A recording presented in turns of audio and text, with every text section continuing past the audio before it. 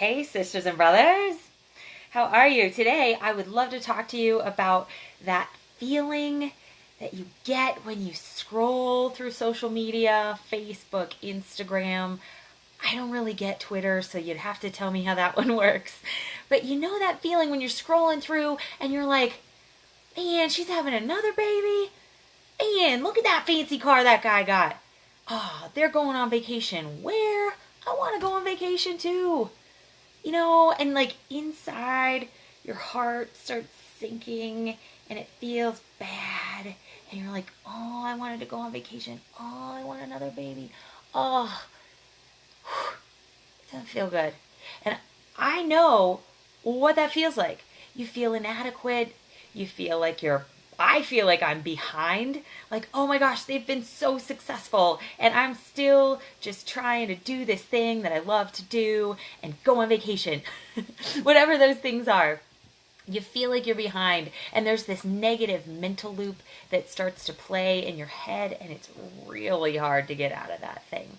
Yeah? Man, do I know that. I have a term for that in my head.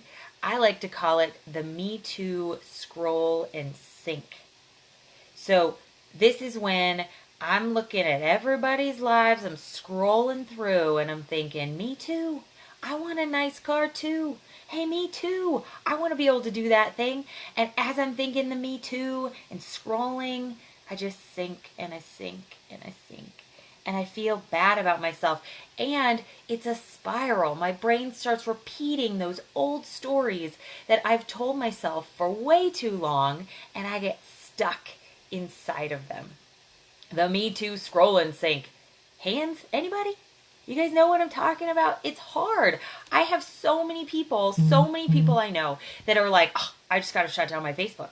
I just can't even do it. I got to shut it down and it's going to stop it.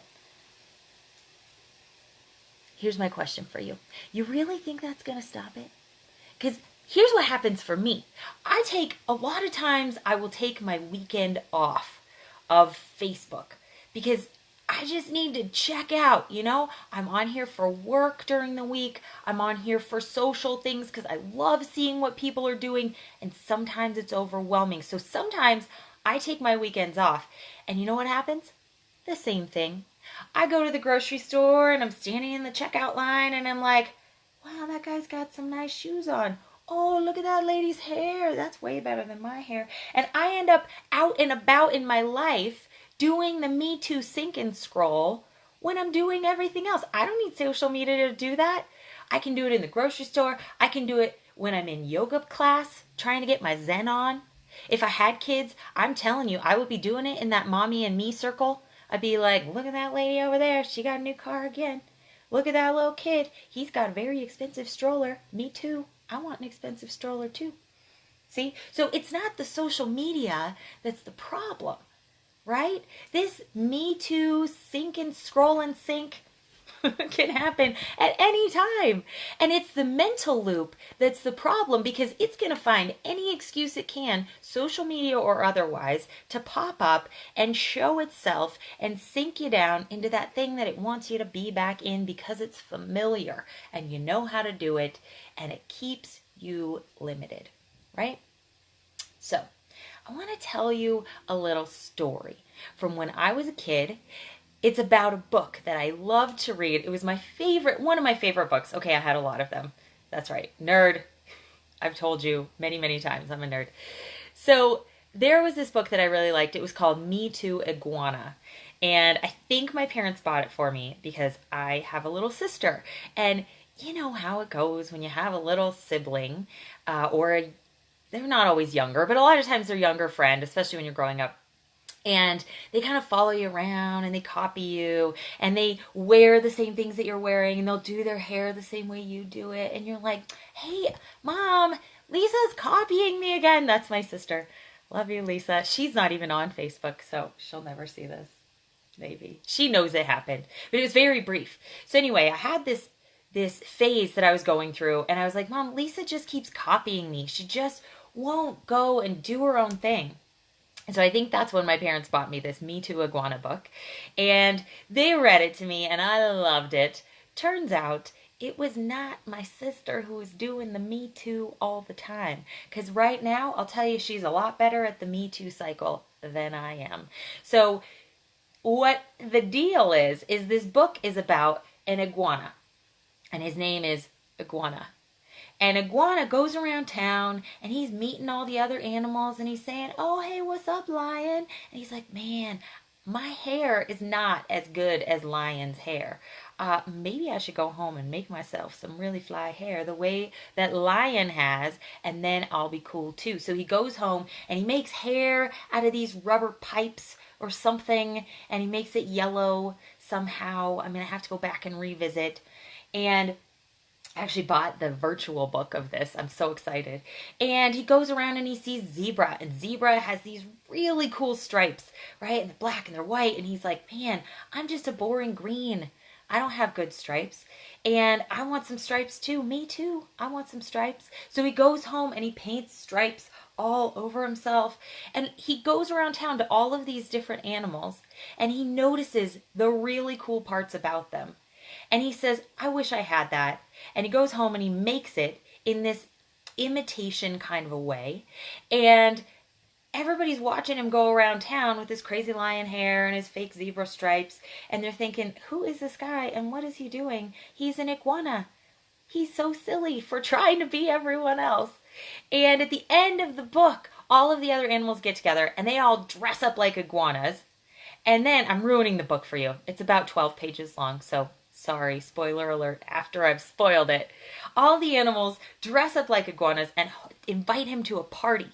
And they say, "Dress up." And he dresses up and he's got all of his other animals' gear on.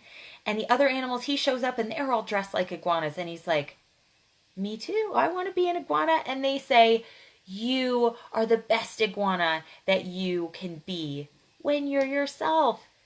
And it's beautiful. So this is the story I want to give you about the Me Too scroll and sink, is that when you're out watching everybody trying to do their thing, the thing you're not doing is being you and noticing the you things that are fantastic and awesome and fulfilling that are happening in your life, because that spiral that happens in your head, that kind of spinning, it's just not going to get you anywhere. And you're going to stop being grateful for what it is that you do have. And here's something too. I'm reading Byron Katie's book, Loving What Is.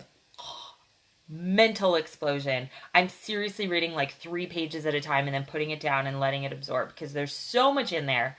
But one of the things she says is there are 3 kinds of business, okay? There's my business, there's your business, and there's God's business. And by God's business, she means the universe, creator, however you want to take that. And here's the thing, people. When we're scrolling through Facebook, myself included, when we are scrolling through Facebook and we are looking at all of these things and we're me tooing all of it, we are not present in our own business. We're spending time in everyone else's business and it's not ours. And nobody is tending to our business. So what I want to do is give you a little exercise. It's going to be really fun if you let it be, to kind of get in yourself and remember what that is. So what I want you to do is find some music that maybe you're a little embarrassed that you like, but you really, really like it. I'll tell you what mine is. I think I've mentioned it before. I am crazy about The Greatest Showman movie, especially, well, a lot of the songs, okay, all of them, but especially the song called This Is Me. And I turn that thing on and I try to find the version on YouTube with the video because I dance along with them.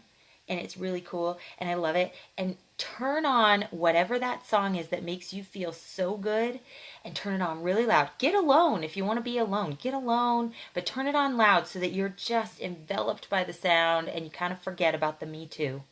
And I want you to start out and dance like you're a sloth. Okay? I wish I had a background music right now, but that's technology I'll need to learn how to integrate later. I'm not going to get stuck in the fact that everyone else knows how to do that but me. So you're dancing like you're a sloth. 3-fingered. And then transition it and be a tiger. Dance like you're a tiger, and then transition and be a butterfly. And then be something else that you want to be, that sings in your heart. Be a unicorn, be a rainbow, be something that's not even an animal and doesn't move. I don't care. Be what makes you really happy. And then, here's the secret here. Then be you. Let the music flow through yourself, feel it in your body, and just be your personal expression of what that music is. Let it be crazy. And then when that song is done, give it a big finish, and then go, damn, that was good. Way to go. Me too. Okay? So that's what I'm offering. That's just a little activity. I think it's really fun. They say dancing is the most healthy thing you can do. I forget all the specific stats because I'm not good with remembering the details as much as the concepts. But it's really good for you. And Brene Brown swears by it, and Liz Gilbert swears by it. And I listened to a podcast by some cool girl whose name I can't remember right now. Just today was the first time I heard of her, and she swears by the dancing. So try the dancing. It's great and feel stupid, and that's part of it. It's so beautiful. So the other things you can do, little things. Take that thing in the closet that you have always wanted to wear, that you bought and you were really excited to buy, and then every time you go to wear it, you're like, oh, it's kind of weird. People are going to think it's weird. Or maybe you think it's like too Saturday, but it's a Tuesday, and you're like, oh, this is like way too Saturday. It's too dressy and too night out on the town, and I'm just going to the grocery store. Wear it to the grocery store. Do it. See what happens. And give yourself the challenge that when people look at you and notice that you are wearing something different, rather than telling yourself, oh my gosh, they think I'm really weird, they hate it, they're judging me, they're being critical, tell yourself, what if they want to do that too? What if they're thinking, wow, she looks really cool in that crazy hat. I want a crazy hat too. And then they go home. You won't even know, right? They're doing the Me Too. They see you in the crazy hat and they go home and Me Too you all over Amazon. And in 2 days, they're doing the same thing. What? We can start a revolution, right? I have some heart glasses. I kind of feel like that every time I wear them. Actually, I bet I have them right here. Hold on. Oh. I do, because these are the gift that I gave away at Burning Man, because I found some to give away. So this is your impetus to go off and try that thing that you were scared to do.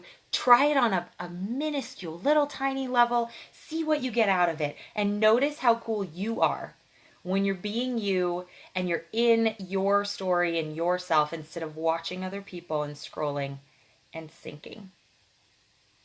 Now, I would love to give you even more ways to shift this. I've got a link in this post. You can check that out. It's free. I just want to help you get out of the scroll and the sink and the spinning in the bad way. I want you to start spinning in the good way, like you're dancing around through life and loving every minute of it. Thank you so much for joining me. I love having you, and I will talk to you again soon.